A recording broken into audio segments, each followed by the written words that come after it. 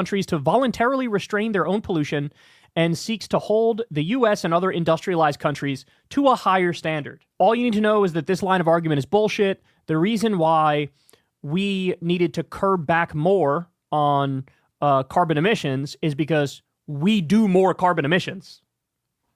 Right? Pretty simple. Yeah, the Paris Climate Agreement means we have to roll back a lot more because we're already doing more emissions. This isn't like a hard puzzle to put together here. And then they say, during his campaign, the president-elect routinely pledged to once again withdraw from the Paris Climate Agreement immediately upon taking office. Trump's transition team has also readied proclamations that would redraw the boundaries of the Bears Ears and Grand Staircase Escalante national monuments in southern Utah. The president-elect reduced the amount of land under management by the federal government at Bears Ears by 85%, and at the other one by 47% during his first term, following an expansion under the Biden administration. So in other words, he's making the national park smaller and smaller and opening it up to commercial interests and letting corporations have a field day with them. So there you go, man. Paris Climate Agreement pulling out of that. To anybody who would make the argument that Democrats and Republicans are exactly alike, you need to understand that's complete and utter horseshit. Are they too similar? Yes, I think that's fair to say. But are they exactly alike? No, because, for example, with Democratic administrations, they believe in climate change and they want to do something to fight back against it. The Inflation Reduction Act, the Paris Climate Agreement, etc. Whereas with Republicans, they don't believe in it. Trump famously said it's a Chinese hoax. And then now he's pulling out of the Paris Climate Agreement again, and he's destroying our national parks. That's great. So, Joe Rogan endorsed Trump after he came on his podcast. And, Trump is against virtually everything Rogan pretended to stand for a very long time. And when I was reading this article, I was reminded, do you remember when Candace Owens went on Joe Rogan's podcast? And they viciously debated climate change, where Candace was saying it's fake, it's not real, it's a hoax. And Rogan was like, you don't know what the fuck you're talking about. You have no idea what you're talking about. And he was repping the climate change is real position. Remember that? Here, let's watch some of it. The real problem is with climate change is that, for sure, there has been ups and downs throughout the history of this planet. They're observable. They follow them in. I mean, it was one of the subjects that I had earlier today with Dr. Robert Schoch. In 2014, the vast majority, 87% of scientists, said that human activity is driving global warming, yet only half the American public ascribe to that view. So, well, what website is 87%, and this is Scientific American. Yeah. Yeah, .com though. Like that means it's making money. I don't trust that. If it was a .org, I would probably take that. But this is just a random website, and I don't trust Scientific American is not necessarily a random website. Scientific American is a .com. They're making money, so I don't trust them. Scientific American. And then she goes, well, maybe if it was a .org, I would believe it. By the way, they go on to pull up a .org, and she keeps denying it. Oh, my God. See, this is old school Joe Rogan, when he still had his finger on the pulse to one extent or another, when he still had one foot, at least, in reality, tearing apart Candace Owens for being dead wrong on climate change. I don't believe this at all, just so you know.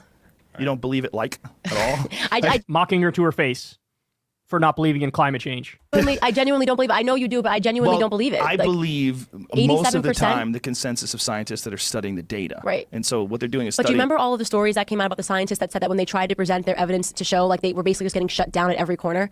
You can pull that up too. Like scientists who look up the opposite. Right? Instead of looking for what you're searching for, looking for what you're not looking for. I didn't search for it. That's what I found when I searched it. Sorry. Instead of looking for what you're looking for, why don't you look for the opposite? And he's like, I wasn't looking for this. I just typed in information on climate change or whatever. Yeah, but yeah. Look up. But this is my question. Yeah. Why are you so sure? This is because what you just said. Because what you just said. This is an extremely complicated subject. And it is. I said I am not so sure that I would die on the hill for it. Mm-hmm. My opinion right now, and is just that it was a means, because forget the fact of whether you believe global warming is real. Let's say it's 100% real. Let's say we know for fact it's real. Is there a way? Well, let's be clear. Yeah. Global warming, climate change is definitely real. It's happening. Well, the question is, why has it happened? Yes, it has always happened. So what is the climate change? Yes, the climate changes. It was different weather yesterday than it was today. The climate is forever changing. That's the problem, is that people are making it seem like that's something weird. No, that's not. You're misrepresenting the issue. The issue is people think that human beings are exacerbating climate change to the point where there's a tipping point. We cross over that tipping point. We're going to deal with huge problems that could be corrected if we act now and put a lot of funding into climate control. Old school Joe Rogan. Old school Joe Rogan. So this guy who argued directly to Candace Owens' face, effectively, that she's a fucking idiot, and she's a liar, and she doesn't know what the fuck she's talking about climate change because she doesn't believe in it. This guy ended up endorsing this guy. The guy who is planning to withdraw from the U.S. Paris climate agreement again, by the way. And that's why this is unforgivable, in my opinion, right? This is why it's unforgivable, because Joe Rogan knows better. He's smart enough. He knows better. You think he doesn't know, or he didn't know, that, hey, Trump in his first term pulled out of the Paris climate agreement, also pulled out of the Iran agreement, which was working? You think he doesn't know these things? You think he doesn't know that the Paris climate agreement and the Iran agreement were good? You think he doesn't know that? And he endorsed the guy, and then he pulls out of it. And Joe should have known this is what this guy's going to do. He should have known that because it's what he did already. And also, Joe should have known he's a fucking liar and lied to his face relentlessly for 3 hours straight, pretending the election was rigged. It wasn't. Now Joe knows it wasn't. Trump just won. Which, by the way, if Kamala won, would Joe have said it was rigged? Is he that far gone now? That's what he thinks? Lied about saying, I never said lock her up about Hillary. Of course he did. We played the compilation on the show the other day. So, here's your... Come get your independent media, dog. We're never fixing the country if this is our independent media, somehow even worse than mainstream media. One more thing that I wanted to point out for you guys. There's a video of Rogan talking about immigration. I believe it was with Duncan Trussell, his comedian friend Duncan Trussell. And I think Duncan's kind of like a hippie lefty. And they started ripping Trump's immigration policy from his first term in office, basically calling it disgusting and grotesque.